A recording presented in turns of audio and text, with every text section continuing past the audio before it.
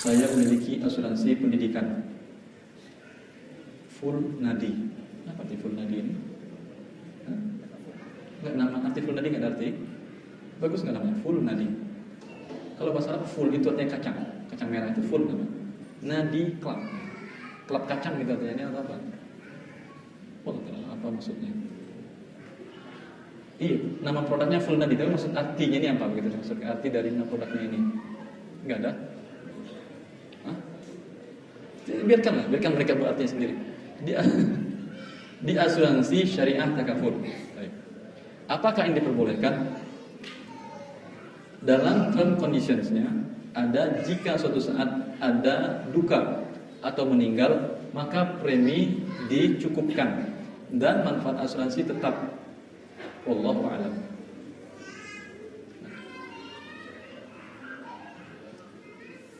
Asuransi diharamkan oleh para ulama semenjak kemunculannya. Dia berasal dari Italia, dahulu mereka namakan dalam bahasa Arab dengan saukarah. Karena pergesekan peradaban antara Italia dengan kaum muslimin berdekatan. Kalau Antokia berseberangan, Antokia Turki itu sekarang berseberangan dengan Italia, berdekatan peradabannya. Maka ulama kaum muslimin Ibn Abid dalam bukunya Raddul Muhtar ketika ditanya tentang saukarah, yaitu bila para pedagang muslim ingin menjual barangnya ke Italia, negara Kufar, dan menggunakan jasa pengangkutan barang atau jasa kapal laut, biasanya Masya Allah, anak-anak sebenarnya rajin belajar.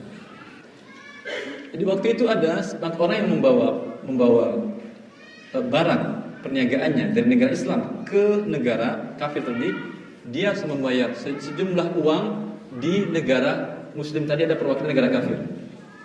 Kemudian bila terjadi sesuatu di perjalanan, kapal tenggelam, barang tidak nyampai, maka dia mendapatkan penggantian barangnya penuh. Bila sampai uangnya hilang, ditanyakan ini pada Ibnu Abidin, kata Ibnu Abidin, ada ilzam ma lam yaltazim. Ini mewajibkan ini itu tidak wajib dan hukumnya tidak boleh. Ini sama dengan judi. Sama dengan judi. Iya.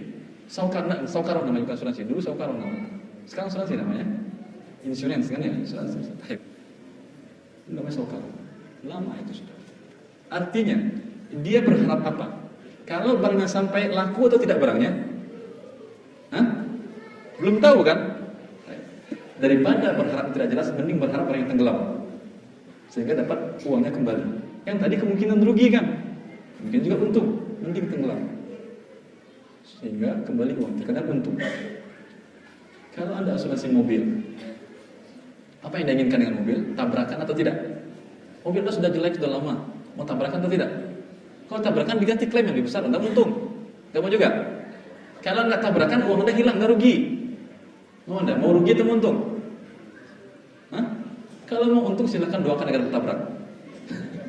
Mati orang sekali, dapat untung juga, dapat Anda uang. Asuransi jiwa Anda lagi. Kalau Anda tidak tabrakan, ini untung dan selamat. Tapi Anda rugi, uang Anda hilang. Iya. Mana yang Anda inginkan kira-kira? Mau rugi atau untung? Tidak ada untung rugi, semua sini semuanya rugi. Belum dosa yang Anda tanggung dengan akad asuransi ini. Belum lagi dengan riba. Di sini menurut Allah riba, dan para ulama telah mengharamkan sejak Ibn Abid yang tersebut pada tahun 1977, 78, 81, 53. Lembaga Islam internasional dan bidang fatwa mengharamkan ini, mengharamkan asuransi. Bagaimana dengan asuransi syariah? Ya. Asuransi syariah sebetulnya adalah solusi. Sebetulnya seharusnya adalah solusi. Seharusnya. Pada tahun 1978 dan 1977 tersebut, ketika diharamkan asuransi konvensional, maka para ulama berusaha membuat konsep asuransi yang syariah. Karena bagaimanapun juga ini manfaatnya kan ada, saling bantu, saling tolong. Tapi konsepnya berbeda. Konsepnya adalah hibah. Ketika Anda memberikan uang, bukan tujuannya agar dapat kembali membantu teman yang sedang dapat kemalangan. Baik.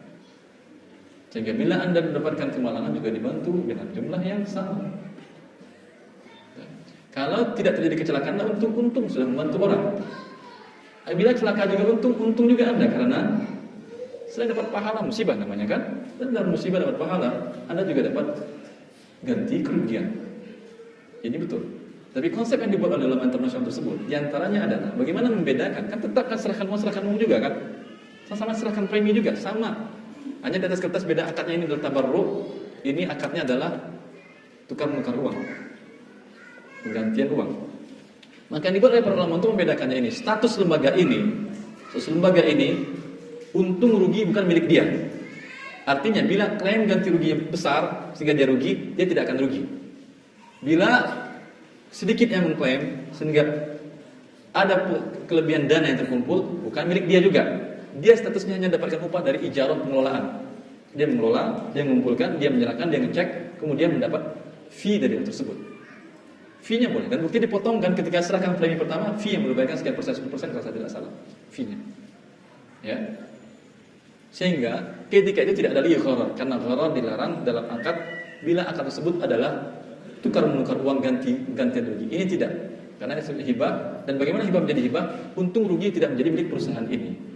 Tapi sampai sekarang saya membimbing tesis mahasiswa di UMS, penelitian dia salah satu asuransi syariah dia tulis dengan bahasa Arab. Kalau di sana saya mengajar dengan pengantar bahasa Arab. Dia menulis tentang asuransi syariah A. Saya tanyakan, sampai sekarang dia belum bisa menjawab. Ada salah seorang pimpinan lembaga asuransi syariah, dia bisa menjawab akhir. Ini bila uang untung dikemanakan oleh perusahaan asuransi syariah ini? Dikantongi atau dikemanakan? Dikantongi, umum sampai sekarang masih dikantongi. Ini menyebabkan dia menjadi tukar menukar uang juga namanya. Berpindah kerugian di antara nasabah dengan perusahaan. Tapi kalau memang statusnya sebagai pengelola saja, untung rugi tidak milik dia. Seperti umpamanya pengumpulan dana kematian yang dilakukan banyak di Indonesia, RW dan sebagainya. Masing-masing Anda kan bayarkan sekian ribu per bulan, berapa ribu per bulan? Macam-macam, biasanya 10.000. Anda baru bayar sekali mati, untung atau rugi ini? Untung mati, untung, tidak ada masalah. Mati kan mati juga kapanpun juga. Sekarang dapat biaya pelayanannya 10.000 atau berapa biaya pelayanannya ini? Terus 105 pelayanannya? Ingat, artinya kan ada yang diselenggarakan jelas sampai penguburannya gratis kan, itu ada kan? Ada yang seperti itu. Artinya bisa jadi 3 juta dia dapat baru bayar 10.000. Ini untung betul. Karena tujuan tadi akadnya membantu. Ini salah satu bentuk bila untung rugi tidak milik Pak RW tadi, milik bersama. Kita ngumpulin uang bersama. Kalau kurang, ternyata bulan ini banyak yang mati di antara anggota, tambah lagi kita ngumpul. Bila berlebih uangnya milik bersama, dipegang terus. Ini boleh diputar, untuk milik bersama lagi.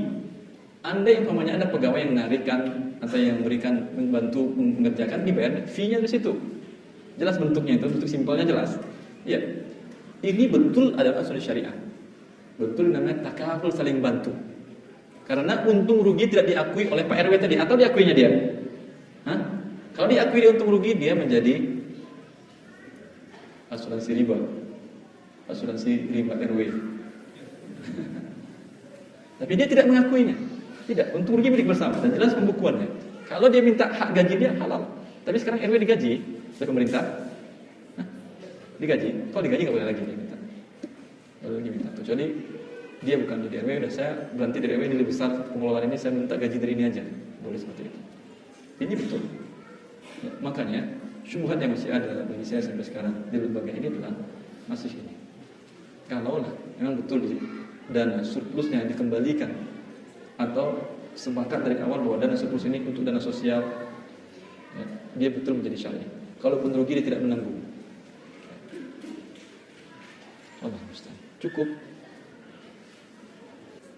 Jelas ya. Maka kesimpulan akhirnya apa tadi itu yang syariah tadi? Kata saya apa riba? Saya tidak bilang riba, saya masih ragu saja.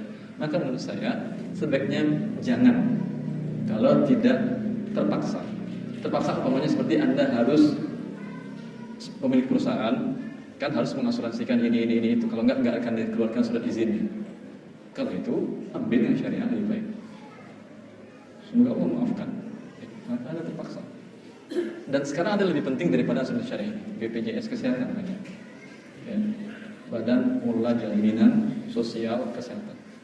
Beberapa waktu yang lalu saya diundang oleh GM lembaga badan ini, bagian divisi keikutsertaan, dari presentasi dia, dari uraiannya dia.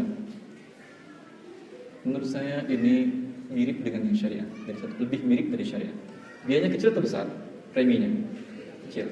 Anda dapat kesehatan pelayanan berapa persen? Hanya penyakit tertentu atau semuanya? Tertentu. BPJS tertentu. BPJS tertentu. Kalau yang golongan apa? Kalau dia ada yang company, ada yang dari pemerintah karena PNS, ada yang perorangan. Kalau yang perorangan iya ada 3 kelas. 3 kelas. Kalau yang perorangan ada 3 kelas. Anda mau kelas yang biasa atau silver atau yang gold. Itu kalau yang pribadi. Tapi kalau yang kelembagaan tidak 100%. 100% semuanya dijamin. Dijamin oleh dia. Dan biayanya kecil. Dan dia terus terang karena dia bekas seorang dokter juga. BPJS ini mendidik para dokter. Mendidik. Karena banyak dokter Indonesia subhanallah seperti tadi kasusnya. Buat orang sakit. Betul. Hal yang tidak penting dimasukkan dalam anggaran obat segala macam. Tujuannya apa? Dia dapat refund atau fee atau tidak dari tadi. Tapi kalau dibuat dengan kapitasi, dibuat sistem kapitasi oleh BPJS tadi, untuk lembaga standar seperti ini, untuk pelayanan ini hanya maksimal seperti ini. Mereka sudah pasang ini, pasang harga. Sehingga Allah Ta'ala ada salah seorang teman mahasiswa saya juga, dia bagian administrasi di lembaga, di salah satu rumah sakit perusahaan. Kata dia, saya bagian administrasi, bagian keuangan. Saya lihat gaji sebagian dokter itu dengan spesialis S2 baru, gajinya sebulan tidak kurang 100 juta rupiah. Presiden berapa presiden?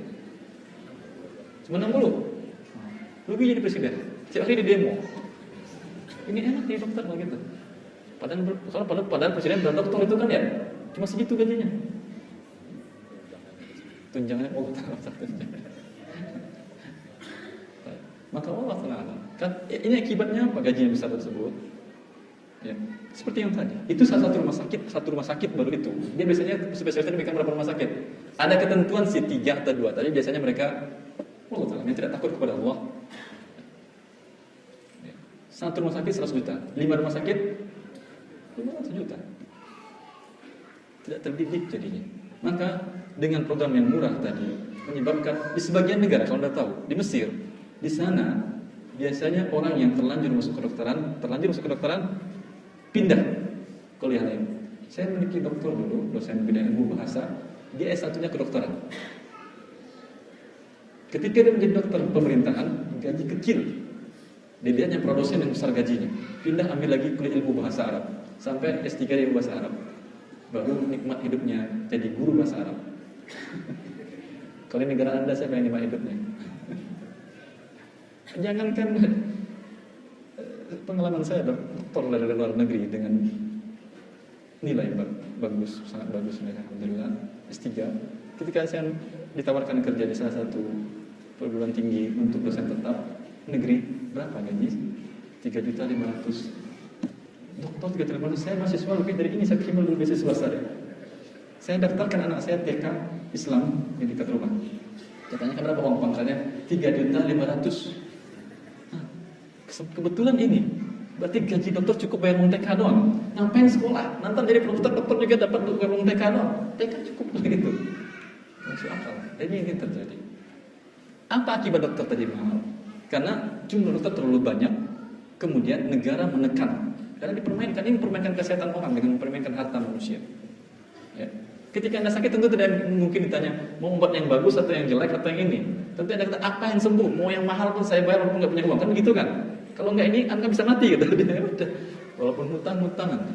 Maka Allah Ta'ala alam dengan BPJS salah satu sistem yang menurut saya sudah lumayan. Cuma masih ada beberapa hal yang ganjil. Di antaranya bila terlambat angsurannya, preminya dikenakan denda 2%. Tetapi masih dapat pelayanan gratis, sudah pelayanan. Kalau belum pertama masih dilayani, kedua dilayani, ketiga dilayani, ketujuh dilayani, tapi yang kedelapan tidak harus bayar. Yang 7 bulan tadi tambah denda 2%. Saya sampaikan kepada dia, ini riba. Oh iya Ustaz, saya tahu riba. Lalu bagaimana solusi Ustaz? Solusinya langsung hentikan. Bukankah solusi PLN dahulu dengan denda tidak berhasil? Di Eropa dengan solusi prabayar. Habis pulsanya mati lampunya. Siapa yang mau tidur gelap-gelap? Lebih gitu kan? Dan tidak membuat orang terbuat riba. Ini juga, kalau dia sakit, ketika mati, tidak bisa digunakan kartunya ini, mau nggak dia membiarkan ini terlambat? Tidak mungkin dia akan menunda, karena risikonya adalah nyawa dia.